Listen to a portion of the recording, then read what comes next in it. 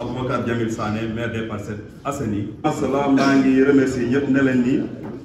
vous n'avez pas à me remercier à propos de cette formation parce que ça fait partie de loo xam ne code bi moo ma ko digle disposition du code des collectivités locales territoriales la donc c'est une obligation pour moi pour mën ko jagleel conseil ndax mooy mën a tax ba man sama doxalin mu yomb ci man mooy mën a tax tamit ñun ñëpp ñu am même compréhension donc formation daf ñu war cadre bi nag lu tax ñu def ko fii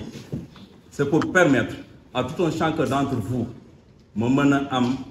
benn esprit ñu mën a comprendre ñun ñëpp lu ñu tax a jóg ñu mën a am njëriñ tamit askanu Parcelles Assainies boo xam moo ñu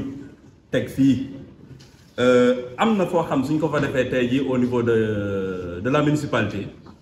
immédiatement kenn oo la nga jóg nga dem doo toog concentré sur l'essentiel loolu yëpp bokk na ci loolu moo tax parfois ñu koy yóbbu feneen foo xam mu uta ci biir mais dafa am yoo xam ne dañ ko def tamit au niveau de la municipalité incha allah di sant ñëpp asalaamaaleykum wa rahmatullah te tamit am na ñoo xam ne dam leen joxoon quelques fonctions mooy suñu papa Birane Ly président délégué de quartier dam ko nommé comme conseil associé au même titre tamit am na quelques charges de mission mooy suñu doyen comment il s'appelle kii Diagne Aziz Diagne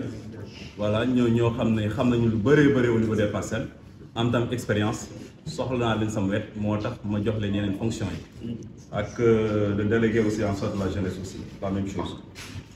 am na yeneen tam yoo xam ne dina ñëwaat par rapport à des constats par rapport à si yoo xam ne xalaat naa ni diw mi war nañu amal njëriñ ma jël cela importe peu fu mu bokk ak fu mu nekk à mon niveau l'essentiel que man luy njëriñal population bi rek loolu mooy sama organe dafa te war naa ci taxaw tamit lii nag voilà ça c'était tout juste le poste de santé de Mame Abdou. Il s'est trouvé que ça fait des années, si je ne me trompe pas, jusqu'à présent, on n'a pas pu avoir une imagerie médicale. Donc c'est vrai qu'au niveau des plans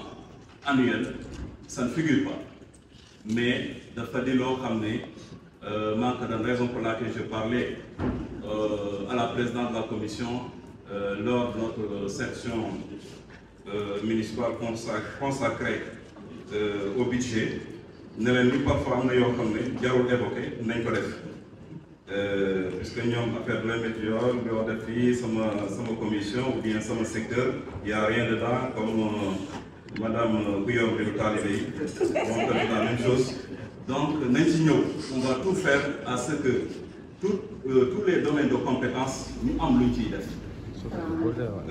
am na loo xam ñun ñoo koy fal suñu bopp toppatoo ko si suuf te du bokk tamit mën na bañ ma ja bokk suñu budget mu am ñenn ñoo xam ñoo ñu jàmbal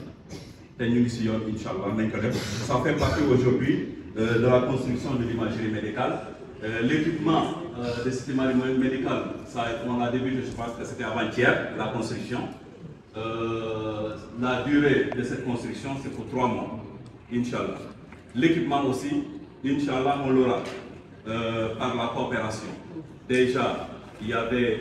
la dame Anna Maria, qui est une professeure italienne, qui était là, avec qui on a visité ensemble le centre de santé et aussi. Elle fera tout pour l'équipement nécessaire de ce centre de santé. Il y aura aussi des coopérants qui vont venir, Inch'Allah, entre le mois d'août, si peut-être à Dieu, pour la formation des agents de santé de cette municipalité. Il y aura des chirurgiens, il y aura aussi des gynécologues, etc. pour am na fànn boo xam ne ñoom ñoo war a yor jigéen yoo xam ne dañuy am ay problèmes ñu ngi ciy liggéey avec le centre avec le CPRS madame Diouf pour xool ñoo xam ne jot nañu def déclaration auprès d'elle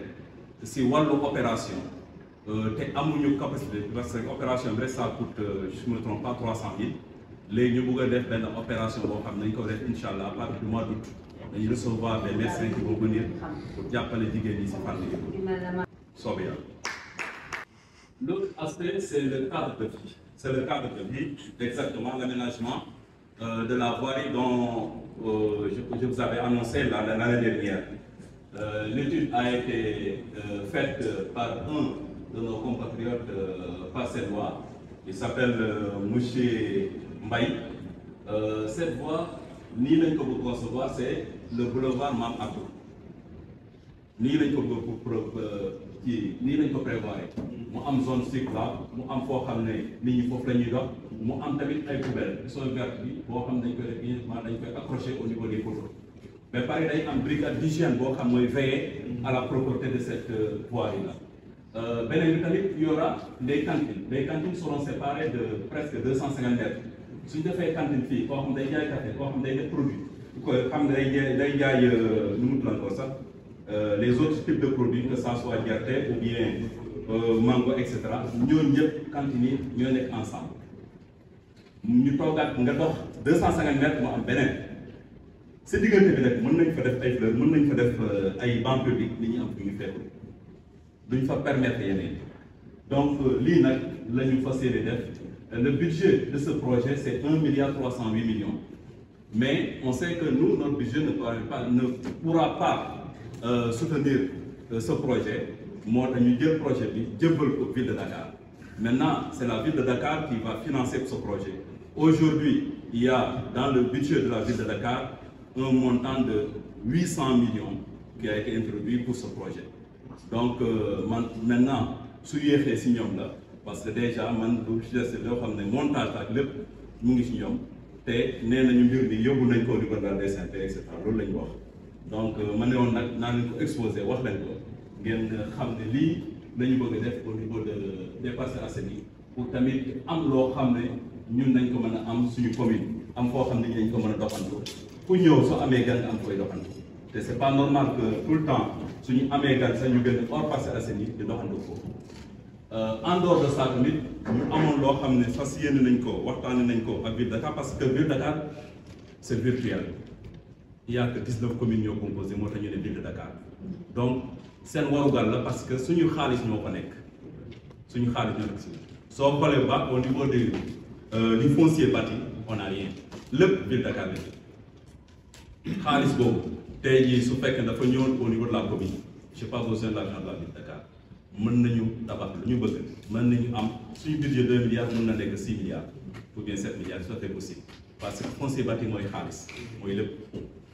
donc raison pour laquelle bu ñu leen ko waxee ñoom tamit ñu fas yéene nañu jàppale ñu si lii te Barthélémy aussi en a fait quand même un cheval de bataille en disant que en dehors de ça tamit